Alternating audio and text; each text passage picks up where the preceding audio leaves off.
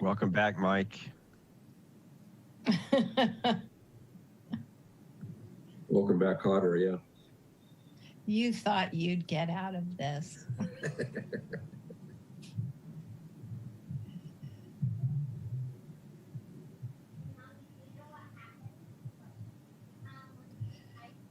Well, I am hoping that our internet will handle 3 Zoom sessions because I've got kids in Zoom class. So I'm going to keep my fingers crossed.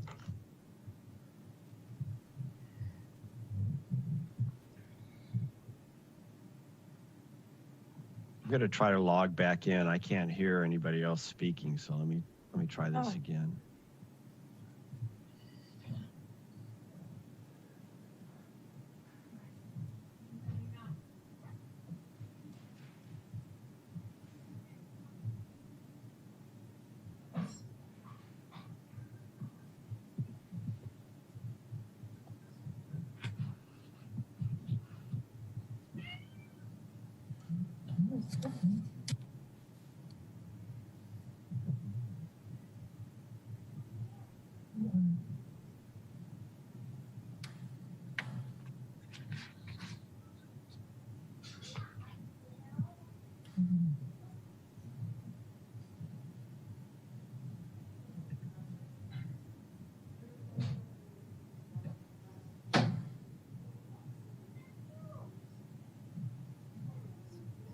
Did you need? Yeah. It seems to be, am I shown? Or you can't tell? You can see yourself there. Okay, you couldn't figure that part out? Does it head Drew? Susan, she's the chair.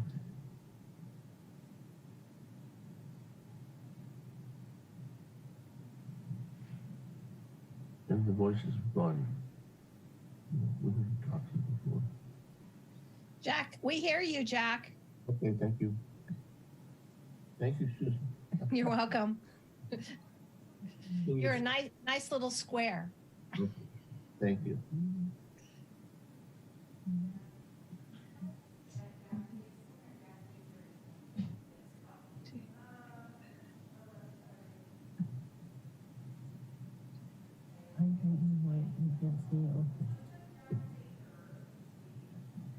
We're still waiting for a few folks, right, Gina?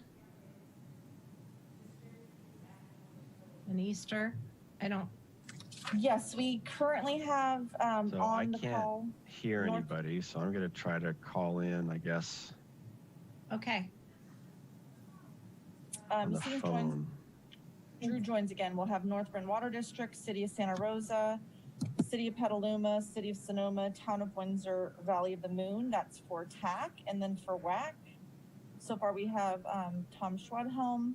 So City of Santa Rosa, City of Cotati, City of Petaluma, Northern Water District. We also have Willie from Roanoke Park, it looks like. Yes, good morning. Good morning, Willie.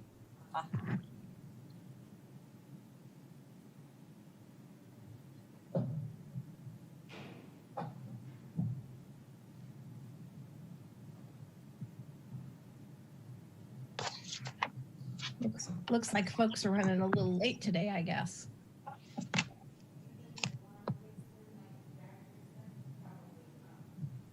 Folks at the internal Sonoma Water Agency are having a problem with the load. It's giving an error message, so I think it might be delaying some water agency folks. Oh.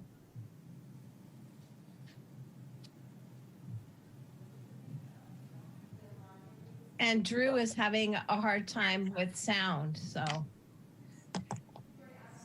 he's gonna use the telephone and the video.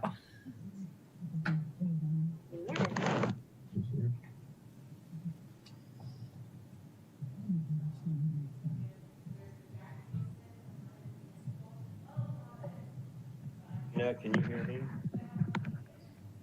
Drew, is that you? Yeah.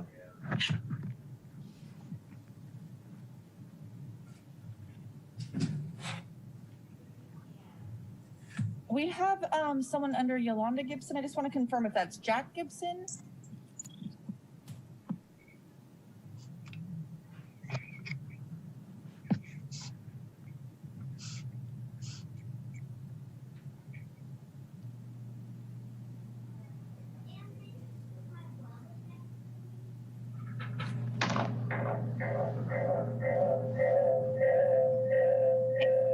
Drew, did you turn your sound off on your computer? Yeah, let me figure out how to do that. Yeah, because you're echoing. I think if you just turn the little sound thing off.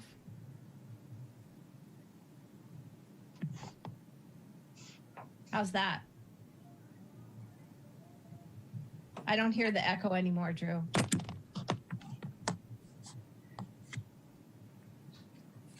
Oh, but now you have to control it on your phone.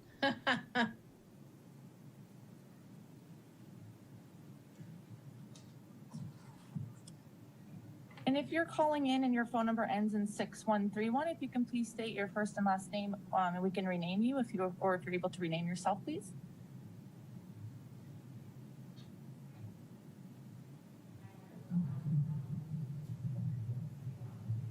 Thank you.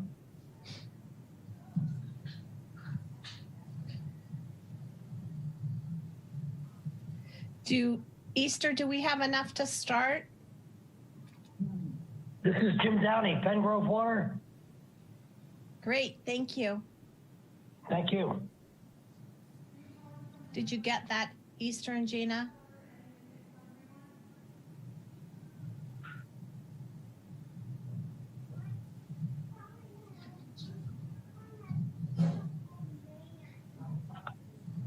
Was that the number ending in 6131? Was that Jim Downing?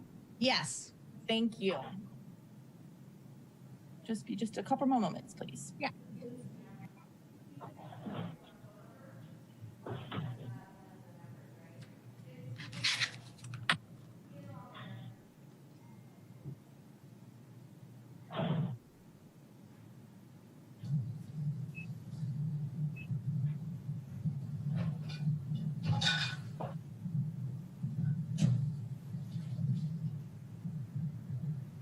I'm just going to check the participants list one more time. And so far we have 8 WAC members and 6 TAC members.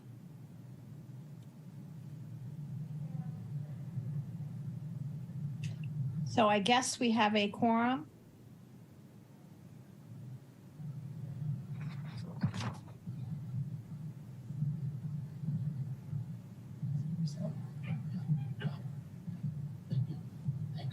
So Gina and Easter, do you think we can start?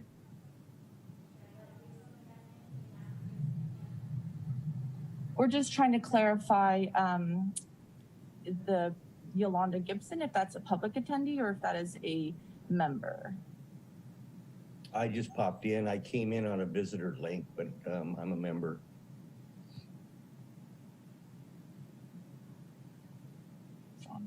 Thank you. We still haven't heard from Yolanda Gibson, right? That is correct. Oh, I see her hand raised here. Who's raising their, oh, Yolanda's raising their hand. Okay. Can you let Yolanda? Hi. Can you hear me? Yes, who? This is Jack. Jack, I'm sorry. That's okay. Yeah. So it is Jack. Yeah, I'm having trouble. I'm not seeing my. That's okay. She can fix that. Perfect. You're set in there. Thank you so much. All right. So are Gina and Easter, you guys are all set? I'm just confirm Drew was able to join back on. Drew, are you there?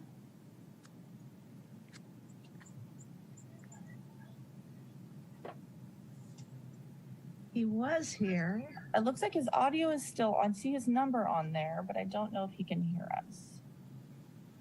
Well, he was, oh, you know what? He was dialing back in, so he's on twice. That's probably why. We need to find out what his telephone number is so you can promote him, right? Because he couldn't get the audio to work on his computer. Perfect. We'll let him in and just confirm. In just one moment here. Thanks for your patience.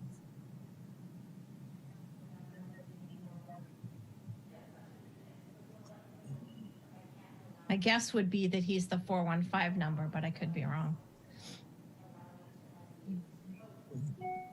Drew, we should have allowed you to unmute and speak. If you don't mind just confirming, I believe your number is a 4133.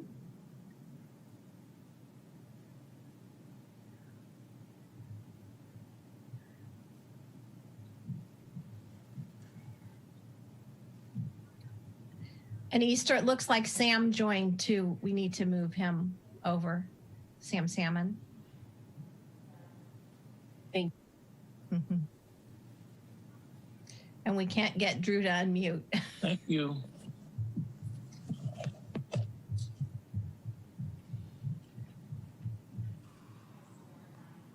Let's see. Drew, if you want to try *9, if you can hear us. He's raising his hand.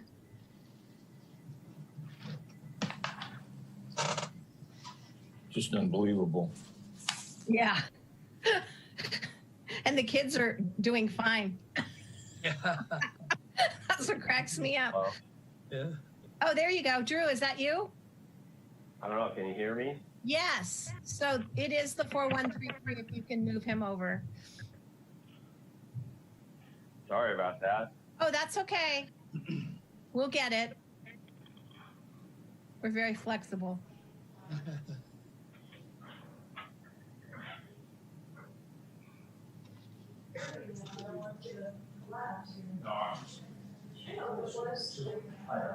Okay, so it looks like everyone that had joined that is a member is in the panelist column, Awesome. so we are set. Gina and Easter, thank you so much for helping with that. So I will call to order the Water Advisory Committee and Technical Advisory Committee for February 1st, 2021. And this will be a Zoom call with the option for live public comment. WAC and TAC members will be visible on the Zoom call, as well as requested staff. Paul Piazza, Kimberly Zunino, Don Seymour, Grant Davis, Pam Jean, Jay Jaspers, and Steve Hancock. The public will have their phones and microphones enabled during the public comment sections. And with that, if each of the WAC and TAC members could also state their agency and full name for the roll call. And Easter, will you be doing that? Yes. Then you may begin. Thank you so much. So for WAC, City of Cotati, Susan Harvey, City of Cotati. City of Petaluma, Mike Healy, City of Petaluma. City of Rohnert Park, Willie Linares, City of Rohnert Park. City of Santa Rosa, Schwedhelm, City of Santa Rosa. City of Sonoma, North Marin Water District,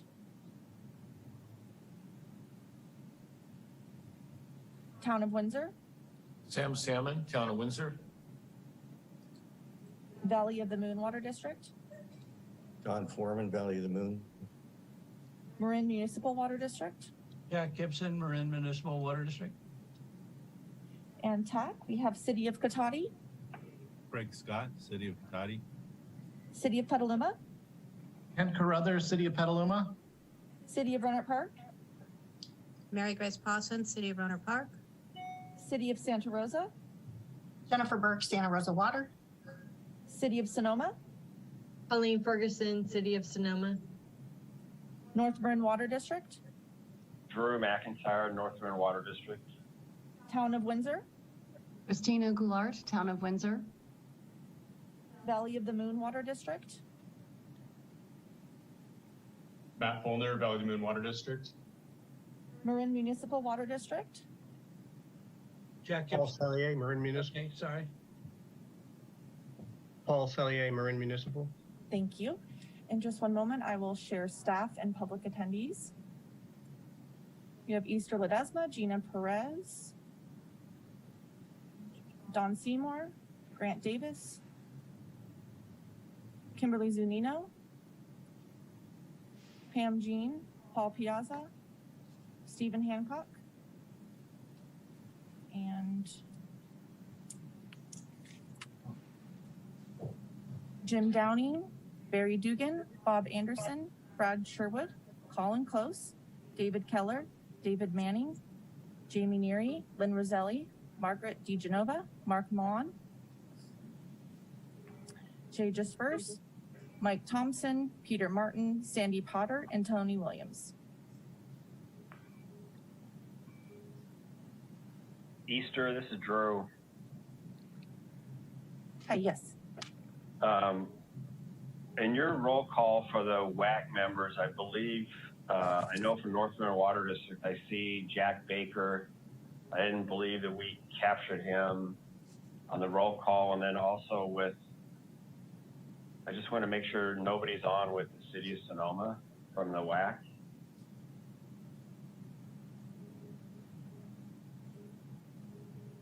Director Baker, can you unmute yourself so you can? Yeah, I did check in, I believe, on the Okay. roll call. All right, I just wanted to double check. Thank you. And, this is the first, I'm Colleen Ferguson, City of Sonoma. I am checking on our WAC representative.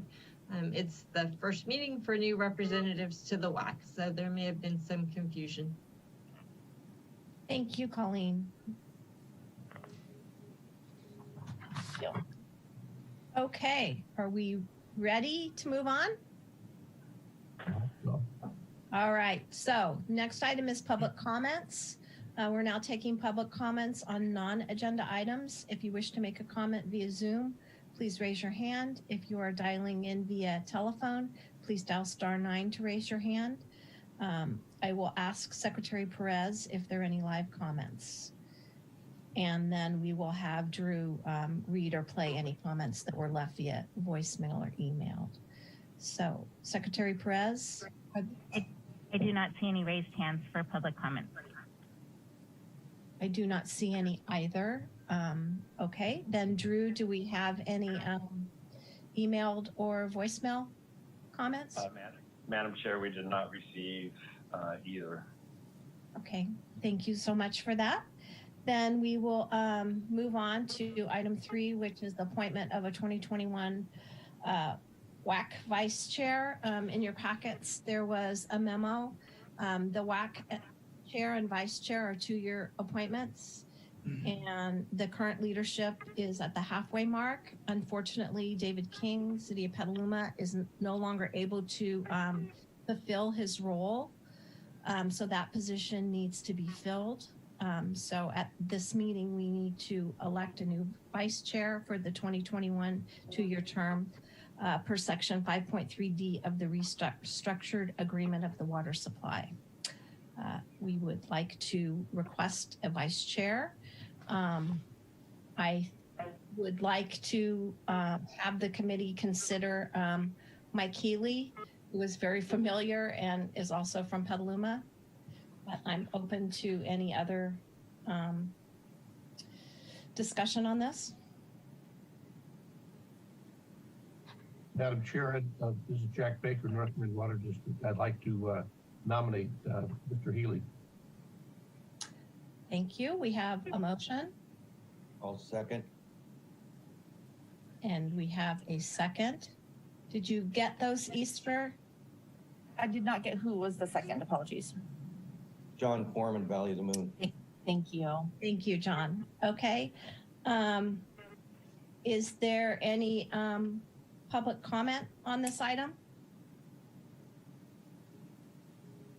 I see no raised hands at this point. I see no hands either. Okay. So we have a motion and a second. So Secretary Ledesma, could you please take a roll call vote? Oh, I guess I should ask Mike, are you willing to accept this responsibility? Yes, thank you. And I was just reelected, so I'll be here for the rest of the rotation. Great, thank you. That's an important aspect. So Secretary Ledesma? Yes. City of Cotati? Yes. City of Petaluma? Yes. City of Burnett Park? Yes. City of Santa Rosa? Yes. City of Sonoma? North Bend Water District? Yes. Town of Windsor? Yes. Valley of the Moon Water District? Yes. Well, there we have it. Congratulations, Mike, and welcome back. So with that, we will move on to the WAC TAC meeting schedule and the WAC members alternates list draft. So let me get that out here. Are there any issues that anyone has with the schedule? Seeing no hands. And do we have any updates to the WAC members and their alternates? I think Drew did a very good job of trying to track down all the new folks. So thank you for that, Drew. Sure, Madam Chair, I do want to mention it's my understanding that there could be another change, and that's with Valley of the Moon Water District. I believe tomorrow Okay. is when that board is supposed to finalize their appointment. Okay. So there might be some changes. Yes, that is correct. However, currently the draft is still with Director Foreman as the WAC representative. And then we have a new board member who may come in for the alternate. Great, thank you for that. Okay, do we have any public comments on this item? I am seeing no hands raised. I as well, no hands. Okay, then this is not an action item, so we do not have to vote on this, is that correct?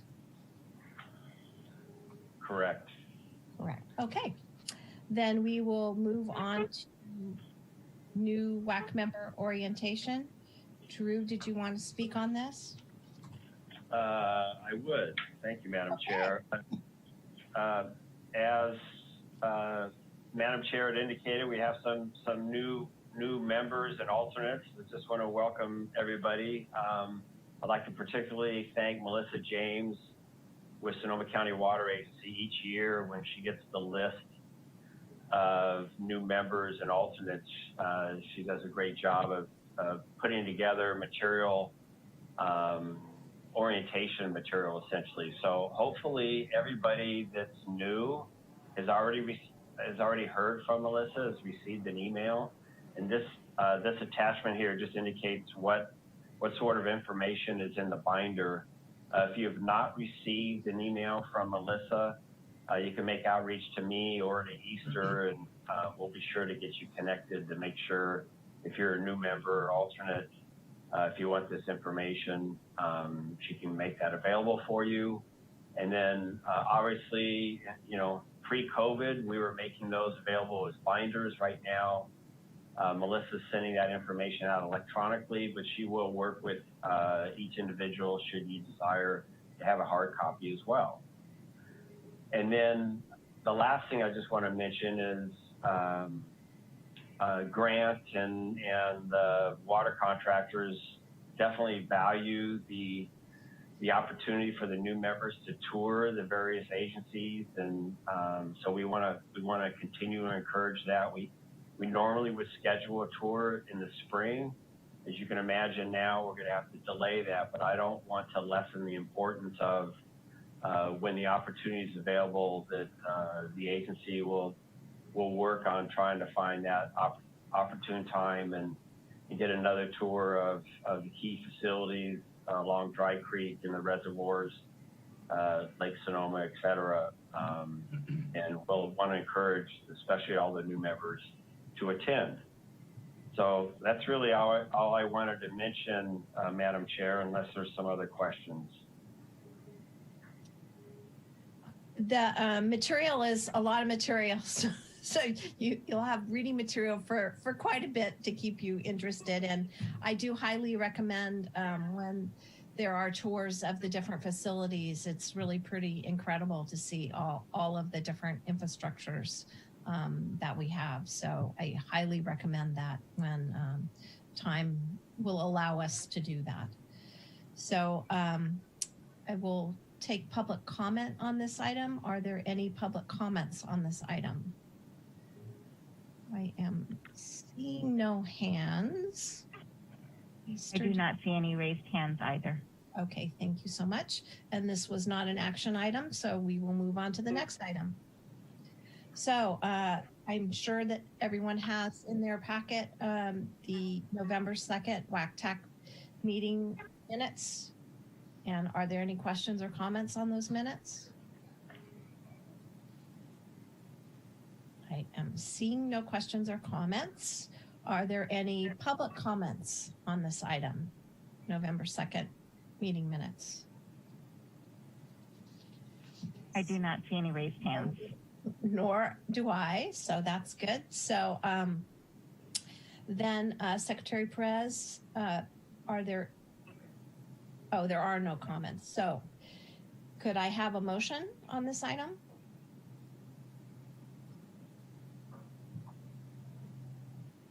I move that we Big jump. From November. The minutes from November, yeah. I move that we approve them. Thank you, John. I'll provide a second. Town of Windsor. Thank you, Sam. Did you get that, Secretary Perez? We did, thank you. Okay, then could we have a roll call vote, please? So for WAC members, City of Cotati, Yes. City of Petaluma, Yes. City of Burnett Park, Yes. City of Santa Rosa, I'll be abstaining. I didn't see the video of it and I wasn't present, so I'll be abstaining. City of Sonoma, North Marin Water District, Approve? Town of Windsor, Aye. Valley of the Moon Water District. Yes. That's unanimously approved with one abstention. Thank you so much for that. So Drew, your turn. Okay, thank you. Same format here for the TAC. We have the meeting minutes for the January 4th, 2021 meeting.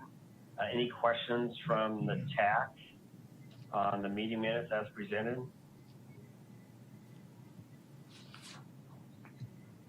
I don't see any questions or comments from the public.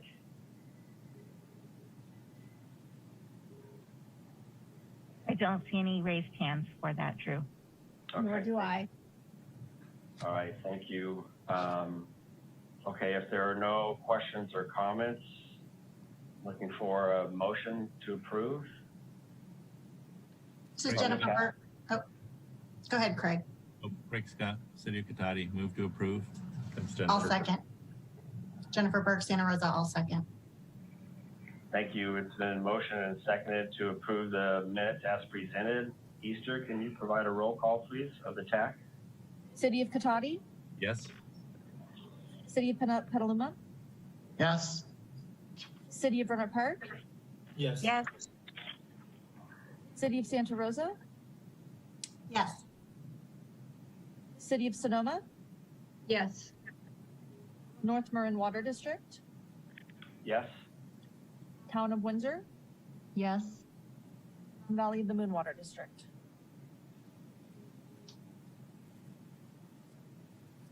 All right, that's unanimously approved. Thank you so much, Easter. So we will move on to the Water Supply Coordination Council.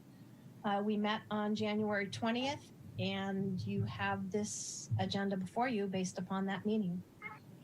So are there any questions or comments? I am seeing none.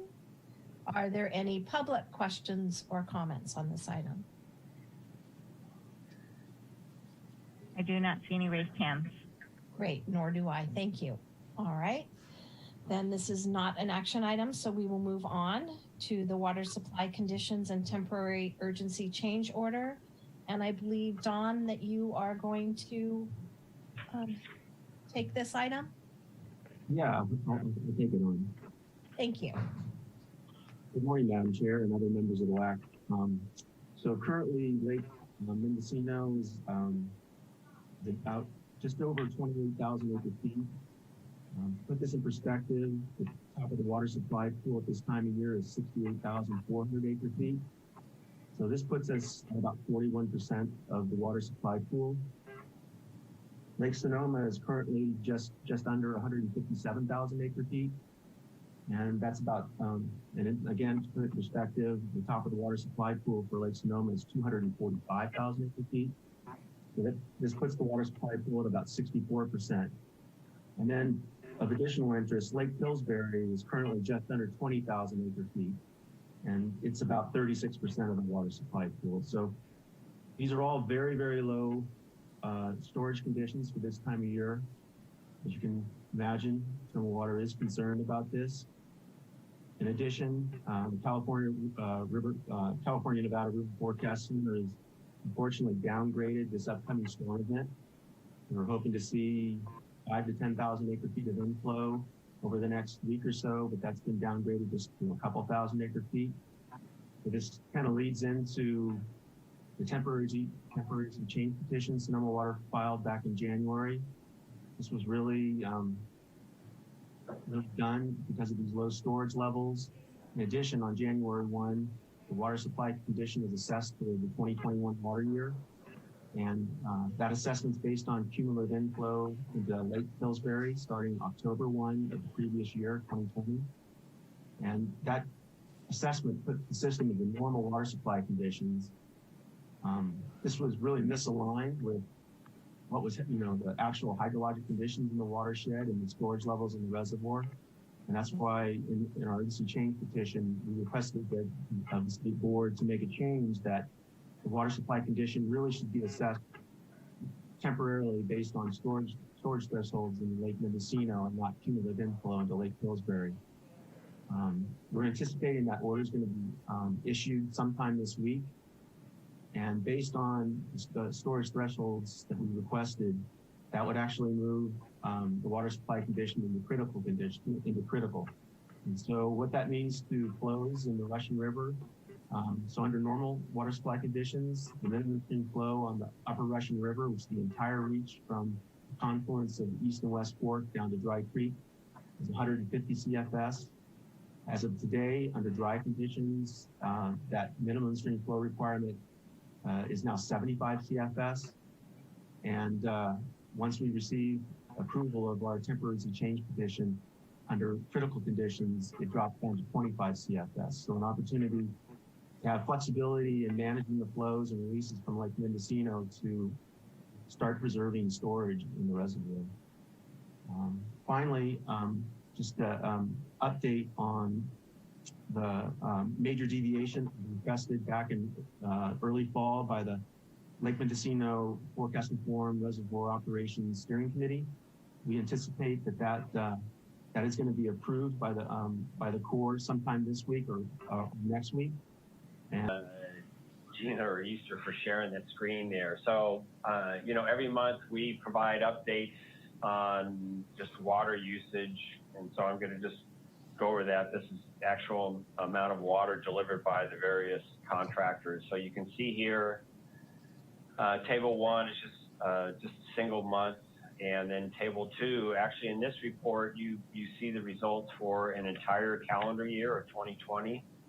And you can see the aggregate there that the partners, the Sonoma Marin Saving Water Partnership, the water use is down 9%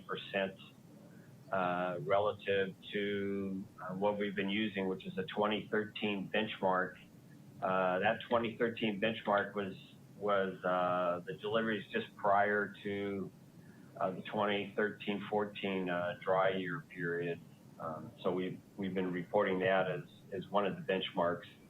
And you can see the graphs there, the bar charts in chart 2, kind of showing how the comparison. Blue is the current year, gray was back in 2013. And then chart 2 shows the actual water use in gallons per day per capita, per person, since the late 1990s.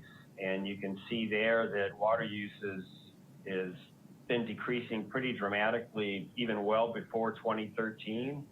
So I just want to reemphasize that 2013 is just one one benchmark, but if you look at it in a bigger period, going back about 20 years, you can see our actual water use per person has declined about 37%.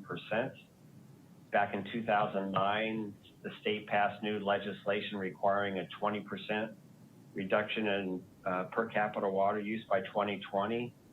And this graph and previous communications has shown that we've well exceeded that. And as I mentioned before, we have the partnership is 37% reduction versus the state's target of 20%. So this hasn't come automatically. I just want to emphasize again that the agency and the partners have been working cooperatively for decades now on trying to implement state-of-the-art water conservation programs, as well as major improvements in the delivery of other local supply projects, most importantly, recycled water.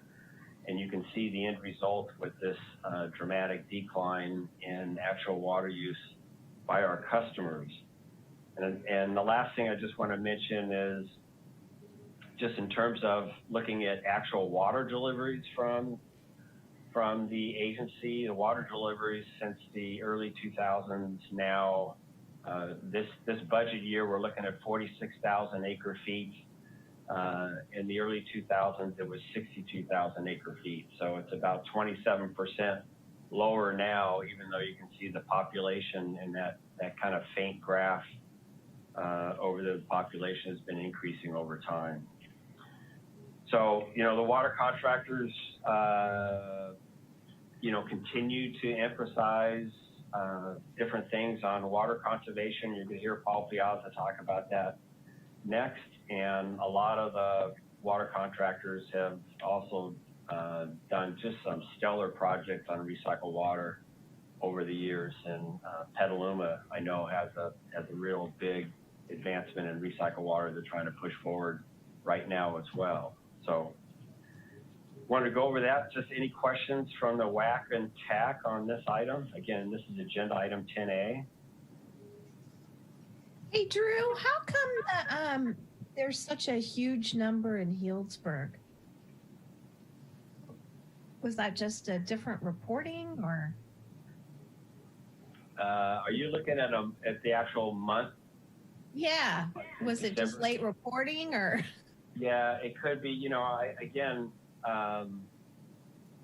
Variations in any given month that can have a lot to do with maybe meter reading issues and other things. So I think I tend to, again, drive looking at the year-to-year type of numbers. So you see right for the year.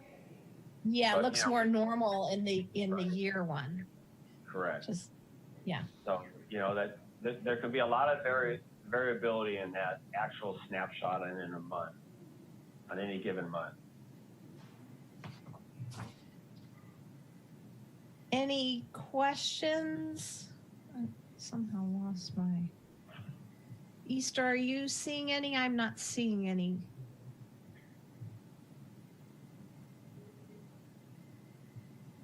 And any public comment on this item? Whoops, I see a hand. Let's see. Dave Keller. Yes, let me allow you to unmute. Thank you, Gina. All right, thank you very much. Good morning. Could somebody explain a little bit about a note that I see this morning on California legislation requiring an indoor water use standard of 55 gallons per person per day starting November 2023, with potential penalties if not met, but apparently not in a regulatory fashion. Could somebody explain what that means and what the implications are for our water use in the county?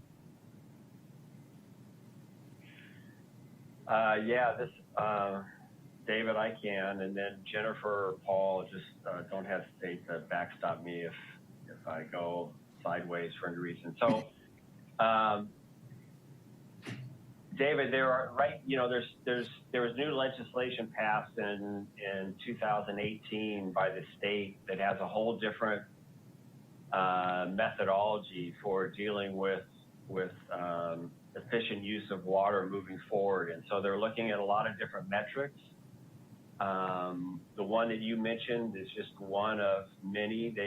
They've been looking at some allocation for actual water loss in utilities pipelines and coming up with an allocation of, what is a reasonable amount of water that could be lost in the pipes, and coming up with standardizing that and giving all the agencies a water use allocation based upon that.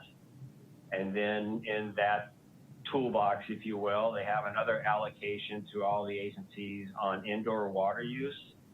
And they're starting off at 55 gallons per person per day.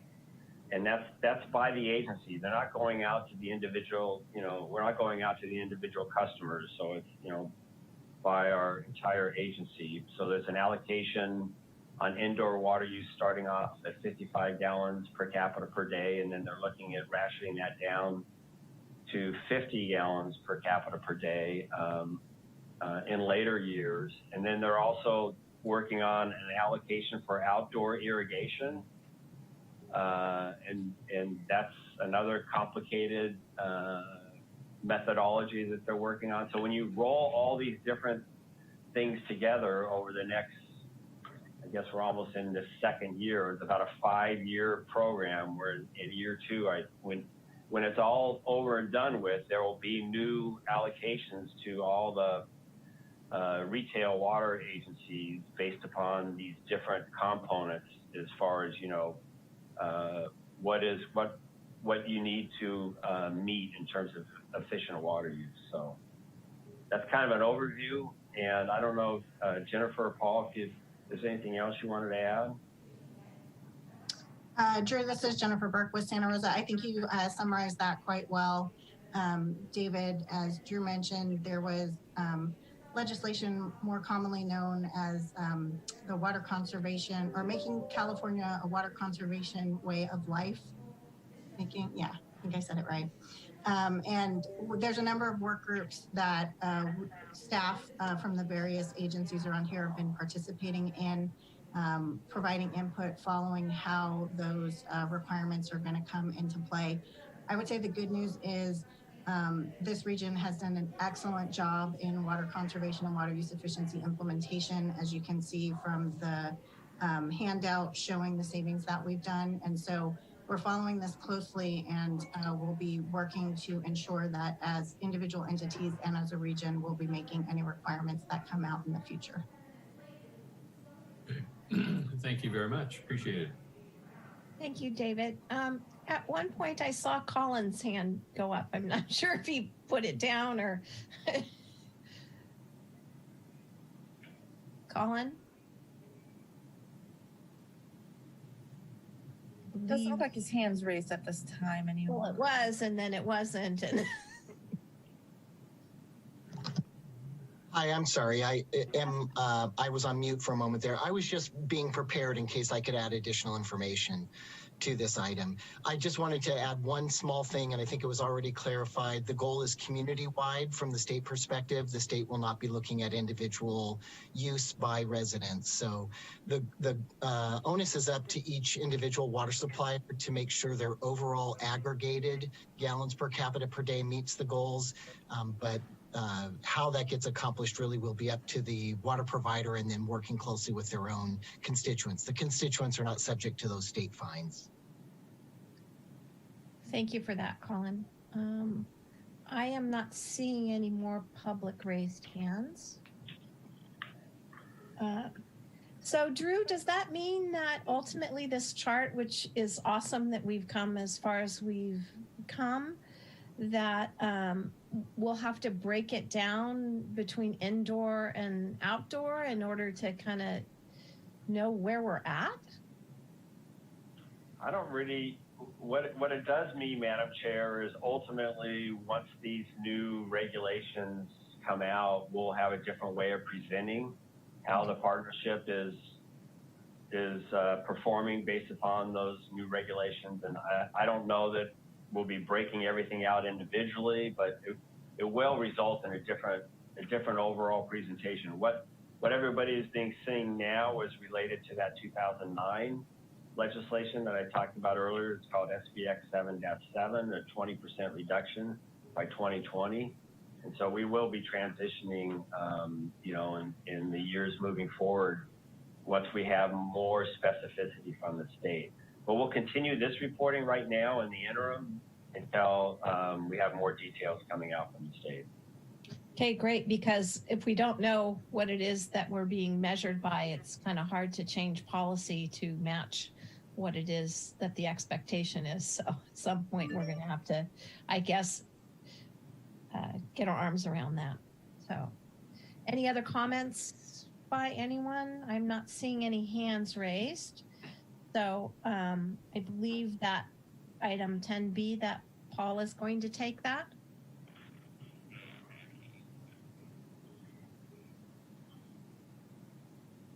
Morning, Madam Chair. Paul Piazza, Sonoma Water Use Efficiency, and I will wait for Issa or Gina to put up the presentation, hopefully. I'm sure they will do that for you.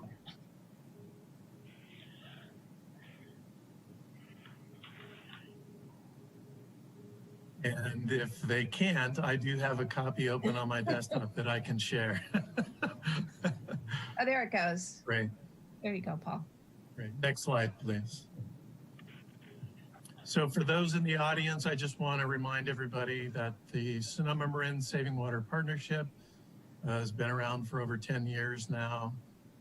It's currently a collaboration of 12 utilities in Sonoma Marin counties that recognize that there is an economy of scale of partnering together to provide a unified conservation message and to collaborate on programs effectively and cost effectively. One of the updates to the MOU that occurred in 2018 did allow for new partner agencies to join the partnership within the Russian River watershed. And so in 2019, we did welcome Healdsburg and California American Water and Larkfield Wickiup to the partnership. And we are continuing to outreach to utilities in the area as we move forward to see if there are others that would be interested in joining. Next slide, please. So back in late November, Sonoma Water's Water Use Efficiency and Community and Government Affairs staff began a conversation about the low rainfall and low storage year to discuss whether we might need to undertake a somewhat unusual wintertime outreach campaign. Subsequent to that, we gave a brief presentation at the December and subsequently the January TAC meetings about those efforts. We were able to put together an initial outreach campaign that was going to focus on social media outreach, and that initial campaign was brought to the Water Conservation Subcommittee staff, which is made of technical staff at each of the utility partner agencies. That meeting occurred on December 28th, and we were meeting to receive input on the outreach campaign. Subsequent to that input, we made a few adjustments.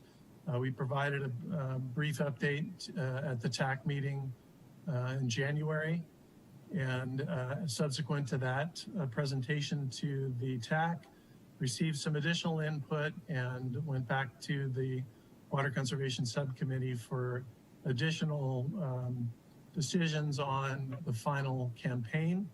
And we've come to that point where we are rolling that out. So next slide, please, and we'll go through some of what we've put together.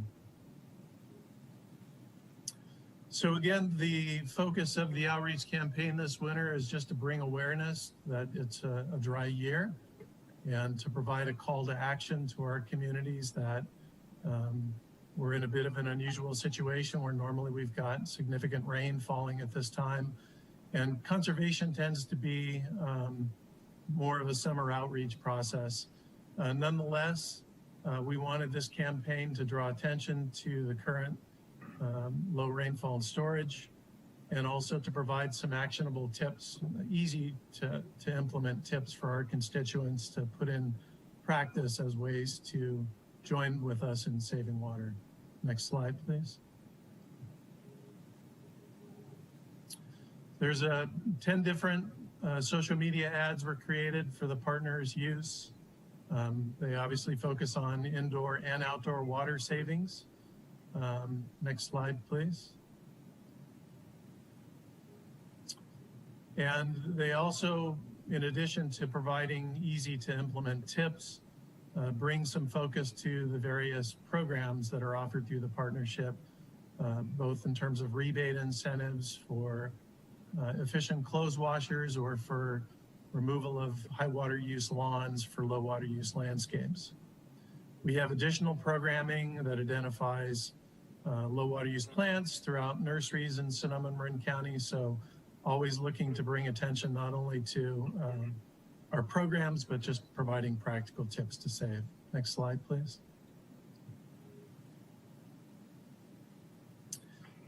The advertising campaign was formatted particularly with the ability of utilities to co-brand these ads and amplify the message through the various social media platforms that the partners maintain.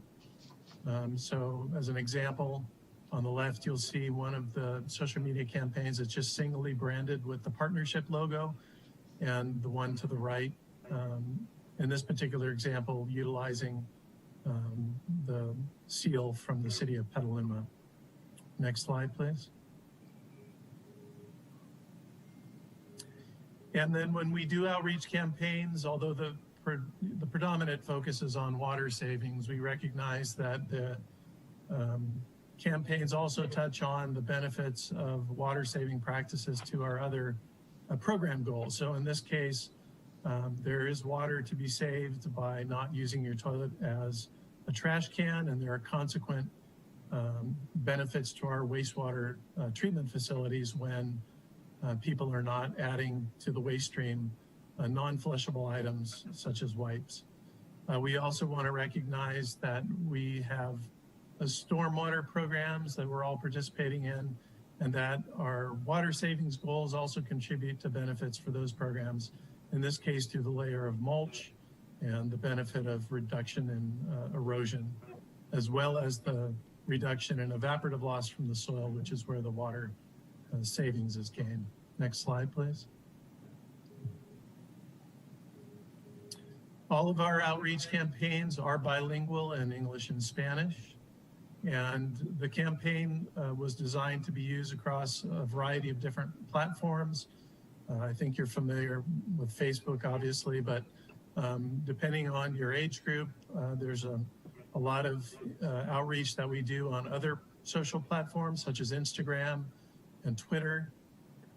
The ad campaign is also something that can be embedded in all of our agencies' e-news outreach newsletters, as well as our websites. And there is a link to the partnership website in each of the ads that will enable people to access additional program information and a little bit more in-depth information on the current water supply conditions that's driving the winter outreach campaign. Next slide, please. And with that, I mentioned that all of our outreach campaigns are meant to be amplified by all of our partners in the partnership. And I think at this time, it would be nice if we would like to go around and maybe a couple of the partner agencies can add to what they're doing in addition to the winter outreach that's been displayed here. Madam Chair, this is Drew. I'd like to follow up after Paul. Okay. Thanks, Paul. Paul, before just having any other contractors that wants to add more comments as far as what's being done locally, before we do that, for the benefit of the new WAC members, one of the things that I wanted to just quickly touch on is that the Sonoma Marin State Water Partnership Program is really a robust program for many years. It's been well recognized in the industry. And can you just touch again on some of the awards that have been received from EPA as part of the water sense? Yeah, they go back too far to recall all of them.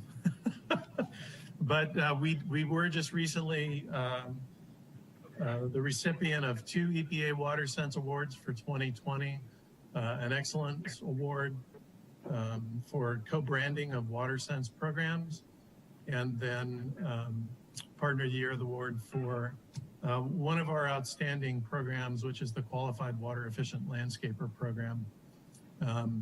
But we've received Water Sense Awards, typically more than one, each year going back for almost the last 6 or 8 years. Again, I've kind of lost count of the actual number of years.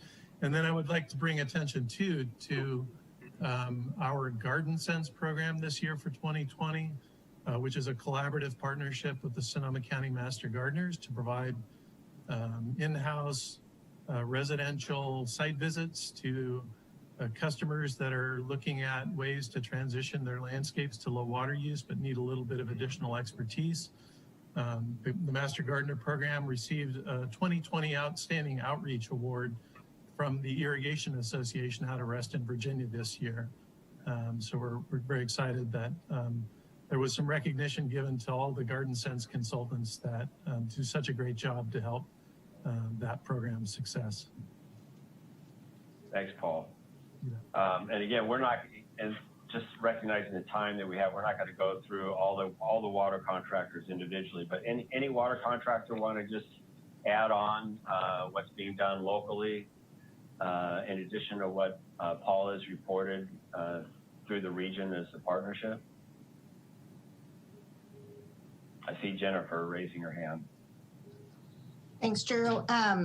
So thank you, Paul, for the update and the information. I thought it would be helpful if we shared the activities that we have been taking in Santa Rosa. You know, we've been through this before when we've had dry years, and so we really were doing everything we could to be prepared.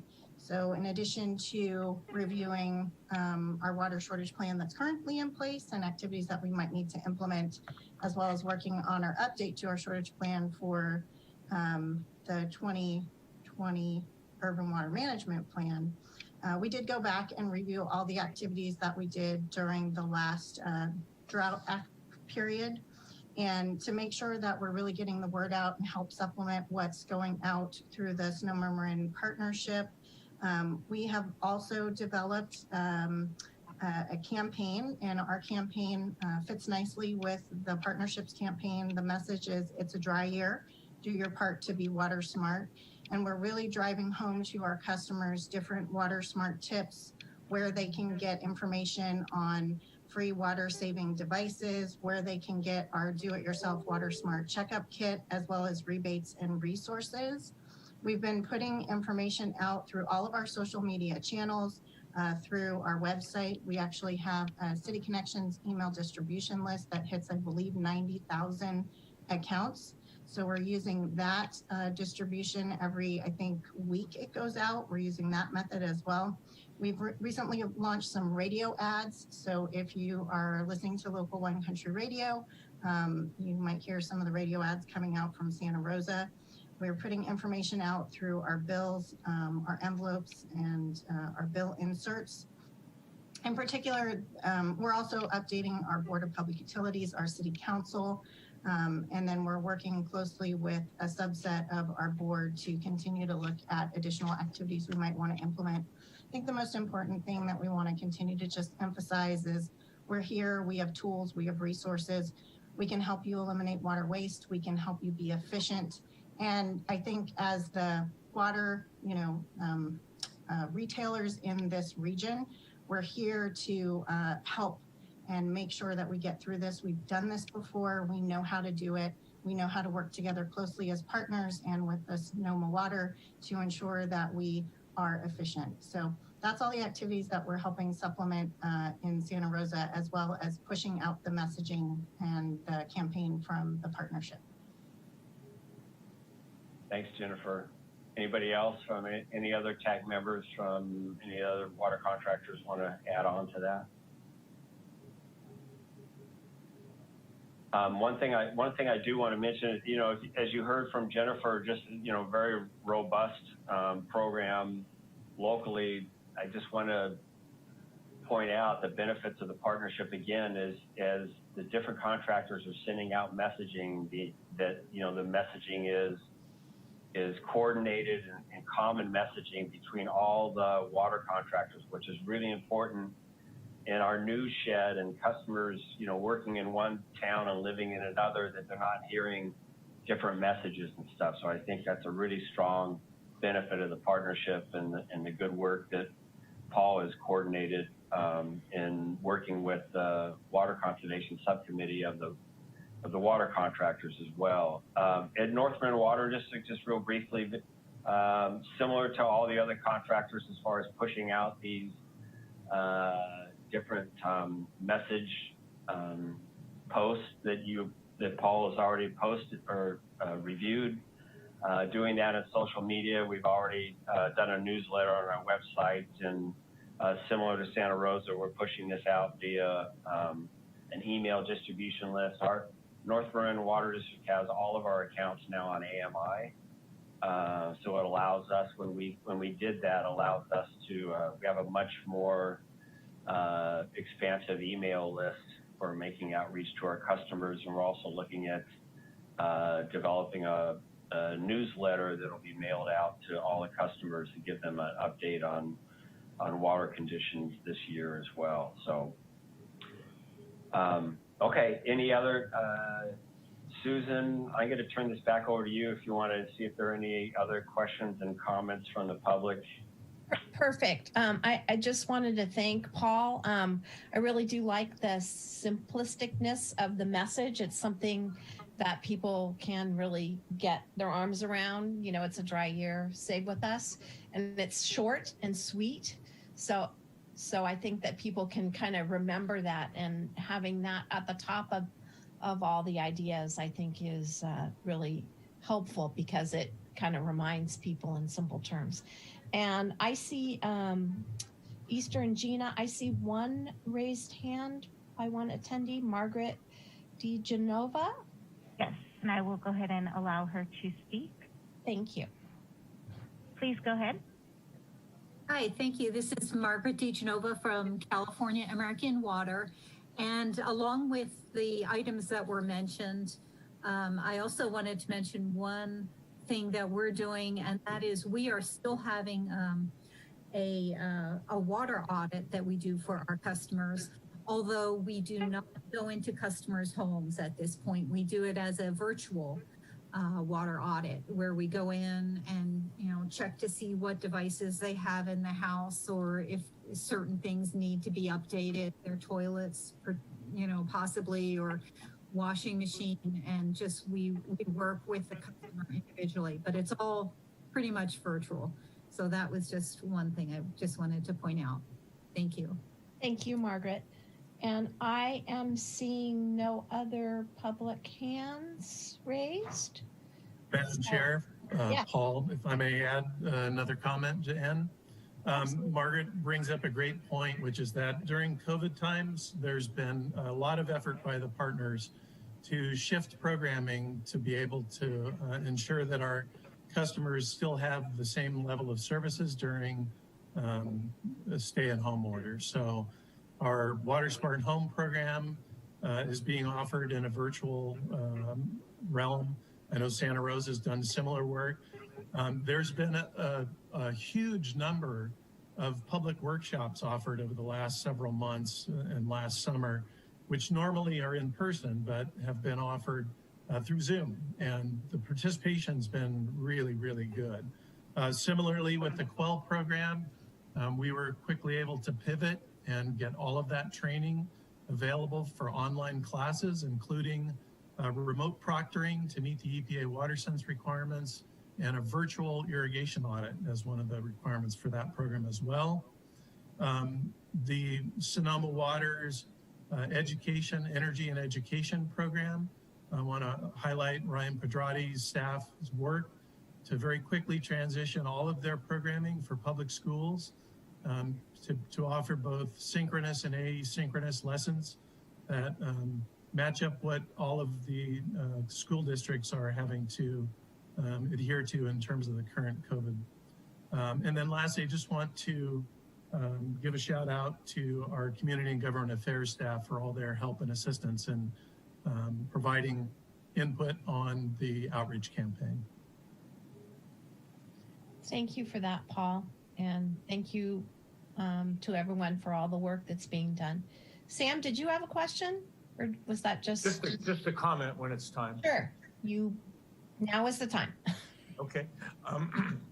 From Windsor, I just wanted to, this may not be the time to raise it, but when we were going through our rate process, setting rates for water, through our consultant, we had to eliminate our lifeline or conservation, the first tier, because of a fear of litigation.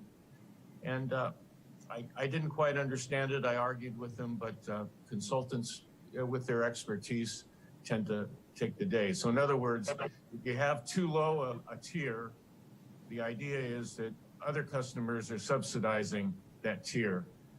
But I didn't quite understand because everyone gets that first amount of water at the lowest rate. So that's something I think we should look at.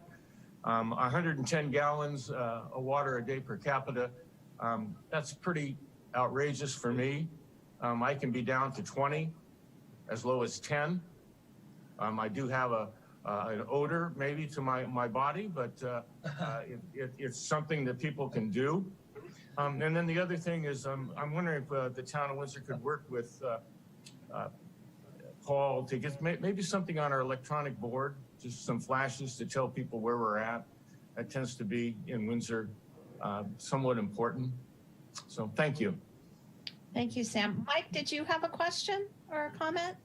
Or was that just your hand moving? Okay. All right. Any other questions or comments from the WAC or TAC? I'm seeing no hands. So thank you again, Paul. It was a great presentation and we're all in this together. Drew, did you have something? I did not. Okay. Then with that, we will move on to item 11, which is the TAC Finance Subcommittee update for 2021-22 draft budget. Ooh, something exciting that everybody loves. So I believe Kimberly Zunino is going to take care of this. I am, thank you. Can you hear me? Yes, thank you. Great. Good morning, Madam Chair and members of the WAC and TAC. I'm just going to give you a short update on the budget recommendation process for the Sonoma Water Transmission budget for fiscal year 21-22. The Technical Advisory Budget Subcommittee is currently working with Sonoma Water to review and work towards a recommendation for the budget. The subcommittee members include representatives from Sonoma Water, Windsor, Cotati, Santa Rosa, North Marin, Marin Municipal, Valley of the Moon, and Sonoma. So far, we have held 2 meetings. We will possibly have 1 more meeting, but we may be able to complete our work electronically, as in the last meeting, we had most of our questions and comments addressed. But if we need to, we'll schedule 1 more.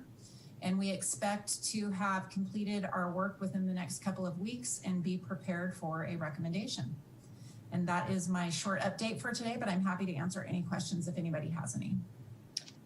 Thank you. Does anybody on the WAC or TAC have any questions? Mike? Yeah, I was just hoping that we could get a preview of what you're expecting that recommendation to look like. We started higher than I think others wanted, or all of the contractors wanted to see. But we have worked with Sonoma Water and reduced, and we are all now making decisions on our capital contribution for each year to determine where the final numbers sit. There are also a couple of questions still coming to Lynn that are more contractor specific. But for Santa Rosa anyway, it looks like it will be slightly under 4%. Okay, thank you. Mm-hmm. Any other WAC or TAC questions? I think while we've got, if I can, Madam Chair. Sure. This is Grant. Mike, thanks for asking that question. I get mainly for the benefit of the new WAC members, if they haven't been through this before, putting this in context, that this subcommittee has been working diligently as what's been reported. There has been a long-standing commitment to stick with a long-range financial plan that has prescribed rates between a range of anywhere from 3% to 6%. And that's what's allowing to keep our good bond rating. A lot of the TAC members have been pushing hard to make sure that we're considering COVID. And I want to assure the WAC members that we have been, and that is something we've heard. It's what's resulted in a agreement to reduce some of the capital that would have been used for key projects. And that's sort of, I think, how I'd characterize this. But I want you to know that your members on the Finance Committee have been very, very diligently making sure that we're taking into consideration the current challenges that folks are experiencing. And I wanted the WAC members to know we've done that. And that's why we're at that range right now, is we've heard them and made adjustments, and it's been a very good process. Thank you for that, Grant. I have to say again, for the new members, having been associated with the WAC for quite some time, I can remember in the early days when this wasn't such a pleasant conversation, and under Grant's leadership, it's really been a lot more collaborative, and there really is,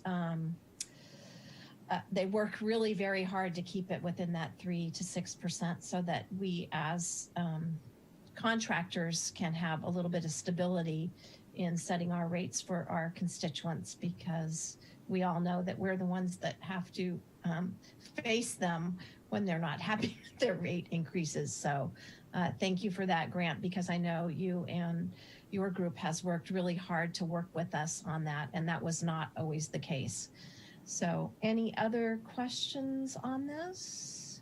I will open this up for public comment on this item. I am not seeing any hands. Easter and Gina, do you see any? I don't see any raised hands. Great, thank you. Then we will move on. Thank you, Kimberly, for that presentation, and good luck. I know you guys will get there. We will move on to the biological opinion update. Pam, I believe you're going to do this today. I am. Thank you, Madam Chair. Thank you. Thank you, whoever just put the update up. Thank you for putting that up. There was, along with the agenda and the many other handouts to go along with this meeting, the update that you see in front of you has a nice photo down below of a Chinook salmon captured on our cameras at our Maribel Inflatable Dam, and also a nice photo of the estuary. So hopefully everybody will get a chance to take a look at that. I'm going to briefly go through this, and then I'll open it up for questions. I also want to put Gina and Easter on notice that at the end, David Manning's going to sort of wrap up this information with the very last item that's at the end. So if you could make it so that he could speak, that would be great. So I'm just going to give you a synopsis by subject matter here. The fish flow, habitat, and water rights project. Of course, we continue to work on a draft environmental impact report, which we hope to have recirculated in 2021. And hopefully everybody will be able to see that this year. We're doing a lot of work to get this done. And if we get to have our public policy facilitating committee this year, which I think we will, it got canceled last year due to COVID. Hopefully you'll get an update on some additional work that's being done for public outreach associated with that project. So some additional videos that have been completed. Hopefully everybody will get to view those as part of that public policy facilitating committee meeting. So as far as Dry Creek habitat enhancement goes, a lot of work got done this last summer, including completion of some work out there that was required to be completed in 2021 by Hanford. There's 2 more pieces to the remaining part of phase 3 that are planned to be constructed in 2021 during the normal construction season. And Hanford also completed some maintenance work for us this last summer. I think I reported on that before to the WAC. So we've been busy conducting a lot of physical and biological surveys on the sites that have been created and or maintained as part of this project, and involves things like surveying topography, bathymetry in the creek, velocity and depth of water, and looking at the structure that has been installed, log jams, pools, riffles, those types of things. So on several occasions when they've been out there doing this work, they have observed fish spawning in those locations, all 3 species. So that's really good news to know that those enhanced habitats are being needed by fish. Our work with the U.S. Army Corps of Engineers is proceeding really well. We are looking at beginning construction of the phase 4 projects next summer. So phase 4 through 6 projects are part of the work that we're doing with the Corps of Engineers. And we do expect to be out there next summer constructing that phase 4 work, which is really exciting. We're working with the Corps to review the 99% design documents at this point, and finish off some of the right-of-way work that needs to be done for that.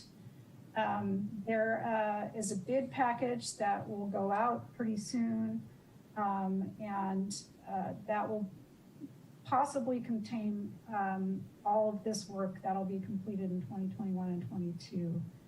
We're also in the process of procuring logs and large wood material for that construction next summer. And that work of obtaining those materials and purchasing those materials will count towards our local match for this project, the 35% local match that we have with the Corps of Engineers. So that work's proceeding right now. The other thing that is going on is they do continue, and this is all associated with the phase 4 through 6 projects with the Corps, is they do continue to work on right-of-way for the phase 5 work. And they expect phase 5 to begin in 2022. So down to where the fish picture is, we have had some challenges dealing with COVID and getting all of the fish monitoring work that's required under the biological opinion completed. But we've managed to do it. There was a little bit of work down in the estuary, some seining work that didn't get done because it couldn't be carried out safely, but all of the rest of the objectives for monitoring were met during 2020. And there's a lot of numbers in this update right here. In total, they sampled fish populations in 66 tributaries. They captured or observed over 82,000 individual fish, of which almost 70,000 were salmon or steelhead. And they assisted the Corps of Engineers in tagging 30,000 hatchery coho destined for release out in the tributaries. And again, as I said before, we have witnessed or observed Chinook and coho spawning in our newly created habitats in Dry Creek. The next item is the Russian River Estuary Management Project. There's been a lot of closures and openings in the estuary. There were 8 closures in 2020. And so 2 of those were during the estuary management season, which is from May 15th to October 15th. We artificially breached the barrier beach 4 times, all outside the lagoon management season. And so far this year, the river mouth is closed 4 times. And it's currently, unless something changed in the last 2 days that I'm not aware of, I believe it's currently open. the beach is open at this point. We do expect to submit our draft 2021 adaptive management plan to the resource agencies as required by the biological opinion by April 1st. So we continue to meet with the resource agencies monthly to talk about the adaptive management, not necessarily the plan itself, but findings and such, and we'll work towards that adaptive management plan submittal in April. As far as interim flow changes go, as Dawn stated earlier, our order from last year that was issued on July 2020 expired in December.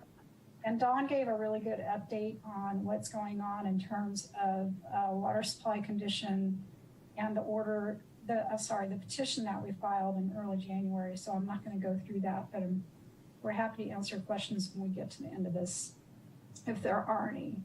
And again, we are hoping to see an order from the State Water Board very soon to give us even more flexibility than we have right now in terms of operating Lake Mendocino specifically, which is the reservoir that we are the most concerned about.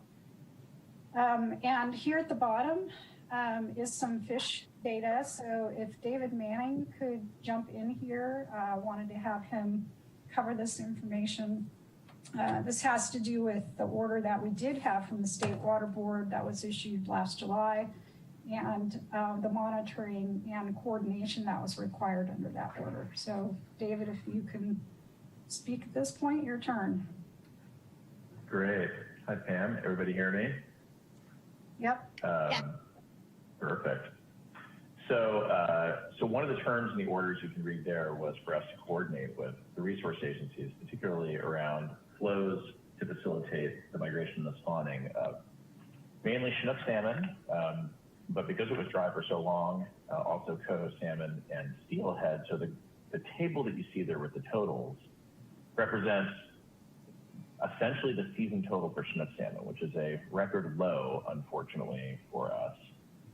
The coho salmon count is partial at this point. They are still migrating in the river, and the steelhead are really just beginning to migrate. And you can see through the end of the year that seasonality, that pattern to the movement of the fish. And on this same figure, you'll see those gray bar areas are the closures during that time of the river mouth that Pam described. That definitely affected the timing of the migration, as did the really dry conditions. So seeing these first fish begin to arrive towards the end of October is very late for the timing that we typically see in the river. And we waited in consultation with the resource agencies until we had seen what looked like the beginning of a push of migrating fish and open estuary conditions to raise the flow to a minimum level that our studies in the past have found allows fish to move through the lower river. So in these 8 meetings with the resource agencies, they're very aware of the need for us to try to conserve water in the reservoir and use some of that conserved water to provide for the spawning conditions the fish need. So you see that orange line represents the flow in the lower river at Hacienda Bridge when the flow is above about 130 cubic feet per second. That allows those fish to migrate. And then that darker line is the flow at Healdsburg. When the flow there is above 100 CFS, it allows fish to move into the upper river. So the resource agencies are very pleased. Through our consultation with them, they were able to meet the needs of the fish and wait and use the water that we had available as judiciously as we could to provide those conditions. Unfortunately, the run of fish was rather small. There are some reasons for that. If we look back at when these fish were hatched, emerged from the gravel as young fry back in 2017 and 2018, if you'll recall, that was a winter that had extended periods of very high stream flow. And it appears from our counts of young fish that spring of 2018 that we had a lot of issues with fish, with eggs and fry surviving those high flows. So as is common in a lot of coastal rivers, when the flow gets really high like that, it scours those nests out of the stream bed. And we see the consequences of that 3 years later when the adult fish from that year class return to the river. And that's in fact what we've seen this year. We've also heard that that's a trend that's been mirrored coast-wide. A lot of other rivers suffered that same fate, where they had really high flows and it depressed the number of young fish. We're hoping to see a rebound in future years. For reference, our high point in the returning number of Chinook salmon was in 2012 at almost 7,000 returning fish. So this is quite a dramatically low number, and we hope that trend does not continue. So we will, one of the terms of the order moving forward that Don mentioned should be approved by the state board this week is to continue these frequent consultations with the resource agencies around now providing flow for code salmon and steelhead, but also considering the needs of those fry as they emerge from the gravel and some of those yearling and 2-year-old fish that need to get out to the ocean to complete their life cycle. So the focus changes a little bit to different age classes of fish and different species, but it's still a concern for us moving forward to make sure that the conditions in the river allow the survival of these threatened and endangered fish. That's all I have, Pam. Great, thank you, David. I think that's all we have, Madam Chair. I don't know if there are any questions. Well, thank you so much, David and Pam. I am looking to see if there are any hands waving and or hands put up. Questions on this item? What a thorough report. It seems like there's like a sweet spot for the fish. That not too much, not too little. They kind of like it right in the middle. We can't seem to get the weather to cooperate in the middle for us.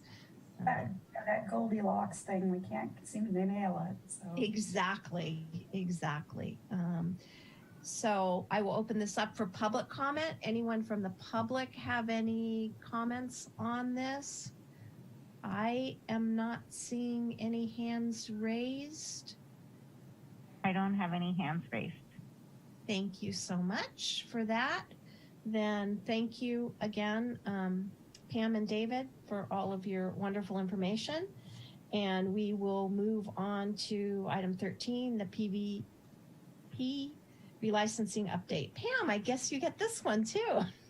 Yeah, and I'm gonna apologize right off the bat. Somebody's leaf blower just started. It's like right next door, so I apologize if you have background noise. Between that and my dog, Zoom is always an adventure. So it's okay. I have grandkids on Zoom, so they're running back. I can hear them running up and down the hall, so I can relate. Okay, as far as the Potter Valley Project relicensing goes, I think since the last time this group met, the WAC met, we filed a really important filing with FERC in mid-December. And that filing was a response to the comments that were made by all of the stakeholders, including the resource agencies. Those comments were due in November. We had a month to respond to them and file any differences that we had with them. So that filing happened in mid-December, which was a big milestone for us. It was a lot of work to get through it and get it done. And partners should be pretty proud of getting that done and completed. The schedule that we're on was included after that filing. The next thing that was supposed to happen was in mid-January. The Federal Energy Regulatory Commission, or FERC, as I'll keep calling them, was supposed to release a study plan determination. So they were supposed to take everybody's comments into consideration, including our responses to those comments, and finalize a study plan. So we haven't seen that study plan determination yet. It's a couple weeks late at this point, but we're expecting it in mid-January. So we're not sure when we're going to see it. We know they're working on it. They actually FERC has an outside consultant putting that together for them, but we're not sure when we're going to see it at this point. So we're waiting for that.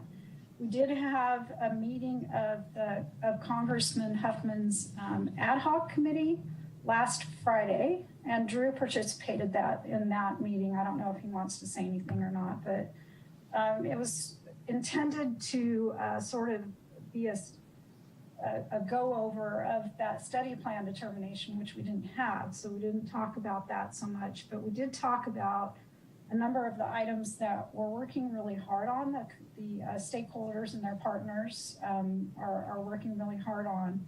And that is, we know that there's a lot of work to be done once the study plan determination is issued. And it's a lot of studies specifically to be done, and they're pricey. And so we're working really hard to find funding to get those studies done, and in order so that we can implement those studies once we do have a study plan determination from FERC. So we're kind of in a holding pattern right now, but we are working really hard on some of these not specific to the studies, but things related to it, including looking at, again, what this group is going to look like in the future, looking at how we're going to fund the studies and various sort of ancillary items that need to be part of the work that the partners that we are one of are doing. So with that, if there's any questions, I'd be happy to answer them. And if Drew, if you want to say anything about the ad hoc meeting, feel free.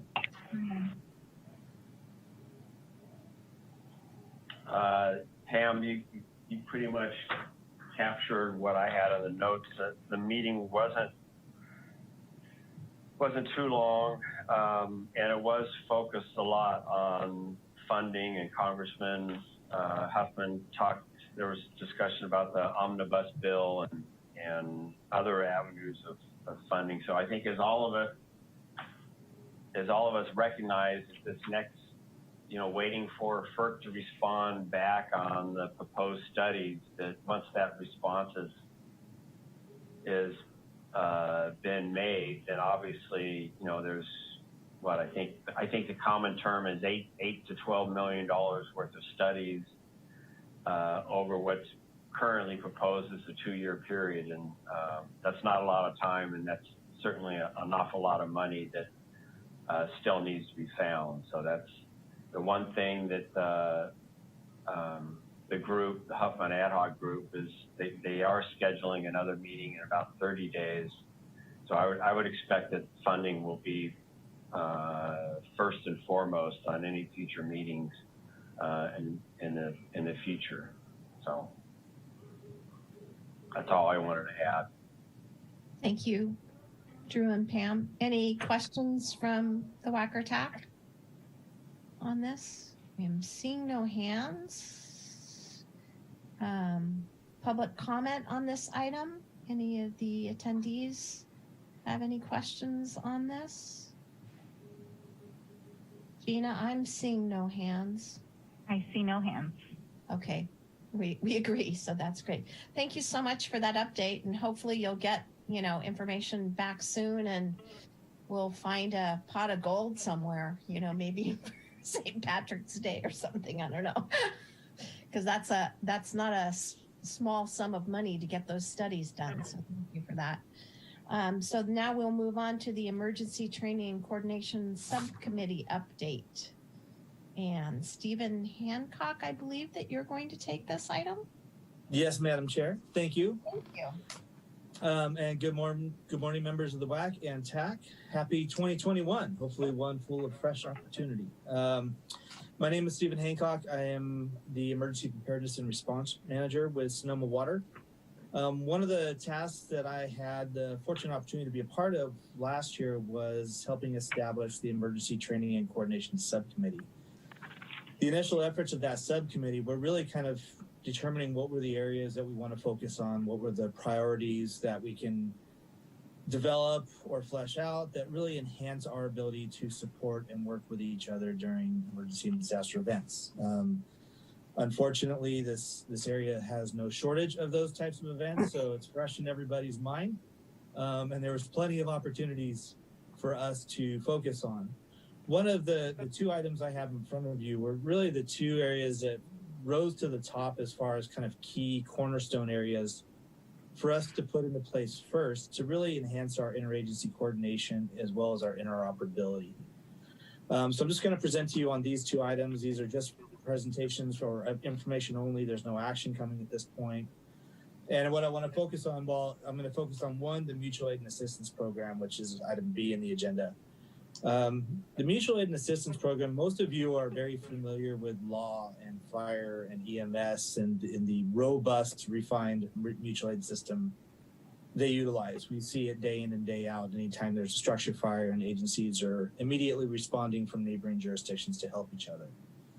That is, it's an amazing system. It's one that can provide quick and real-time resources to agencies who otherwise would not have the resources needed to mitigate that incident. Unfortunately, the water and wastewater systems typically do not have similar type of systems. So if we run into issues where we have developing or escalating incidents, and if we don't have the immediate resources available, it's a little bit more complex and cumbersome to try and bring in mutual assistance or neighboring agencies or contract work to support it.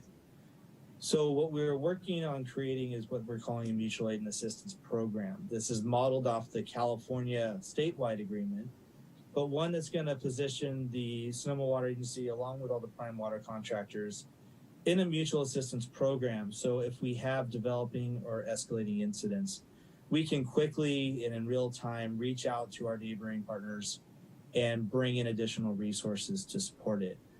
Having this agreement in place allows us kind of a little bit more of a timely access to these resources without having to go through some of the administrative challenges or hurdles we might otherwise have to go through, including compensation, reimbursement, management, use, workers' compensation, all those types of things. Those will be worked out as we develop and flesh out this mutual aid and assistance program. A draft of the program is currently under review by members of the Emergency Training and Coordination Subcommittee. As soon as we get that review complete, we'll create this next draft, which will then go back to each of the agencies' legal entity for review. Ideally, we want to get it back before the WAC and TAC for approval and consideration prior to June 30, 2021. And once we can get agreement there, we do want to get it back to the governing boards of each of the participating agencies for their formal adoption.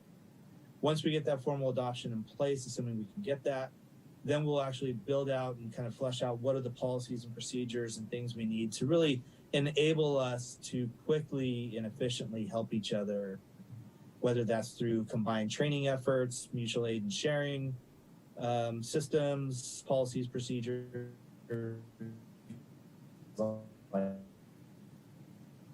can really handle even sometimes some, wouldn't say basic, but your baseline complex type incident. Having the ability to reach across to our political boundaries, to our neighbors who have skilled professionals who might be able to come assist us, or for us to be able to go assist you, it really provides a great resource to not only the agency, but the community to really reconstitute operations in a quick and safe way. So hopefully there'll be more to come on that. Just wanted to give you an update.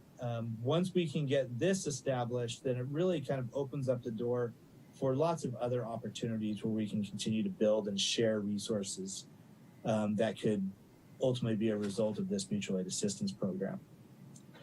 The second item, which is agenda item A, is the emergency alert and notification system. One of the other takeaways from our initial conversations with the Emergency Training and Coordination Subcommittee were having timely communications and the ability to get real-time or current information effectively from Sonoma Water to the prime water contractors. So we did some exploring, we did some system reviews, and we have implemented a system which we are calling Sonoma Water Alert Notification System, ideally with the intent of providing us real-time, quick and accurate communication systems. So it's an enhancement to our communications. Many of you have similar type systems in your local agencies. The county uses it through the Department of Emergency Management. I know the city of Santa Rosa uses the same system. Really what it does, it provides us the opportunity to establish predefined groups. And this could be for if we have a water system impact and we need to talk to our water operators immediately. If there's an estuary closure and we need to provide notifications to all the stakeholder agencies in a timely way, we can have these predefined groups, activate that group, and we can push out information almost simultaneously to everybody within minutes, and then pulling them into a conference bridge, putting them in a yes, I can respond, or no, I cannot. So we have the ability to customize that. It does provide us some limited mapping capability in some of our areas. If we need to provide notifications to people within a geographic boundary, we have that functionality as well. Really, the critical part of this for us, along with our water contractors, is for us to push out timely information. This was highlighted through recent events we have experienced where we need to pull, whether it's for the fires, whether it's even COVID-19, we wanted to convene the groups, and typically we've relied on email to convene the groups. And we recognize, one, it can get buried in email quickly, and two, not everybody checks their email all the time. So having the ability to send them a text message, send a call, send them an email, all simultaneously, directing them to a conference bridge or a Zoom call provides us a little bit more of an efficient and effective way to communicate critical and necessary information. So we do have this system. We've brought it online. We are working on getting training and some groups established. We are going to be working with the Emergency Training and Coordination Subcommittee to identify what types of groups and who would be a part of them, from an operational level up to an administrative or an executive level if needed. We're looking to have this system online by March 15th, and then we'll continue to build out and provide notifications, groups, and then test and exercises the system as we move along. That's the end of my report for those two items, and I'm happy to answer any questions if you have any. Thank you so much, Stephen. I do have one question in the mutual aid assistance program. You had said that you would like to have it approved by the TAC and the WAC by June 30th. And so based upon scheduling, our next meeting after our special meeting is May 4th. Would it be ready at that point for us to address that? That's my hope. Okay. Well, we'll plan that will be accordingly. my target. Okay. That will be my target. If we need to adjust that, we'll certainly know that soon enough. It'll depend. It's going to be dependent upon the ability to get through each of the participating agencies' legal review. Okay. Because I understand that can be a timely process too. So that's a target. We will certainly communicate back to this group if that pushes out.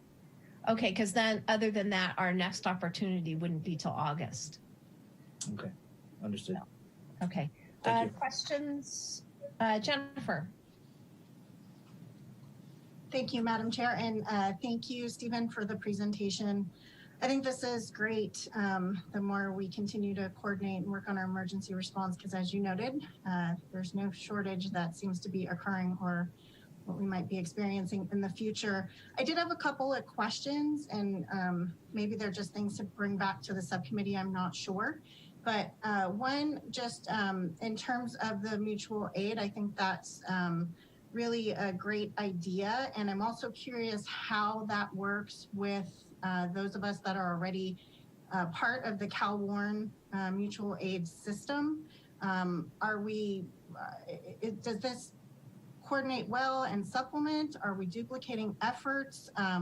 Just want to understand that a little bit better. And again, maybe that's something you need to bring back and discuss with the subcommittee and then bring that back in the future. I'm not sure.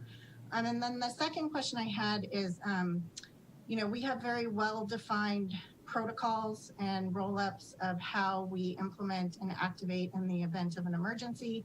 And I'm guessing other cities may be similar in that we are just a department in our overall emergency operations response in our EOC.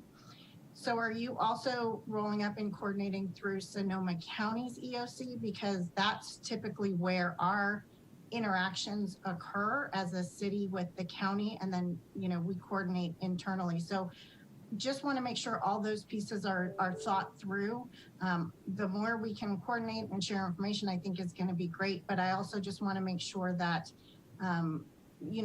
everything understands sort of roles and responsibilities, so we're not stepping on each other's toes in some way during an emergency. Those are excellent questions, both of those, and I can answer them. To your first question, how this relates to the California Water Systems Response Network, Cal-Warren Mutual Aid Agreement, which is a federal program. Cal-Warren is the statewide version. I spoke directly to the Cal-Warren state chair or state president about this, and what this really is an enhancement or an augmentation to that. It doesn't replace it. So having the ability right now, if we needed to receive assistance from the city of Petaluma to the city of Windsor or Sonoma, you need to go to the California Office of Emergency Services, specifically the California Utilities Emergency Association, who would then contact CalWARN president. The CalWARN network would get pushed out across the state, and whoever was available would then respond directly to the requesting agency. This is really an effort to kind of refine our geographic area and put us in a position to have direct communication. So if we had a local incident where it's a little bit more isolated and just one jurisdiction's impacted, then it provides us a much more efficient and effective way to get some resources from neighboring jurisdictions in a much more timely way. Obviously, if this is a regional impact and we're all suffering for resources, then we would all turn to that CalWARN agreement, and then we would bring in resources from across the state or even outside the state at that point. So it is in conjunction. The agreement that's being reviewed by the committee at this point is actually built off the CalWARN agreement, one of which the president has noted has been provided to agencies in Los Angeles County and Orange County, where they have also developed local agency agreements directly. The second part of that is, yes, we do coordinate. We work with County Department of Emergency Management. I talk with Jeff Duvall probably a couple times every week.